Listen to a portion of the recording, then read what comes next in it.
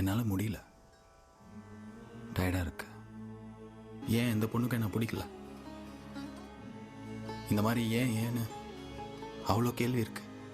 ஆனால் யார்கிட்ட கேட்குறதுன்னு தெரில. உலகத்தில் எவ்வளோ பிரச்சனை இருக்கு, இதெல்லாம் ஒரு பிரச்சனையானு இருக்கும்ல உனக்கு. ஆனால் நான் சாதாரண மனுஷன். எனக்கு என் குடும்பம், அம்மா, தாத்தா, என் தங்கச்சிங்க தான் என் உலகம். அவங்க சந்தோஷம் தான் எனக்கு முக்கியம். அவங்க நல்லா இருக்கணும்னா மொட்டை அடிக்கணும்னா மொட்டை அடிச்சுக்கிட்டேன், அழகு குத்திக்கிட்டேன், தீ மிதிச்சாச்சு. அந்த கோயிலுக்கு போ, அந்த பரிகாரம் பண்ணு, இந்த கோயிலுக்கு போய் இந்த பரிகாரம் பண்ணுனா எல்லாத்தையுமே பண்ணிட்டேன்.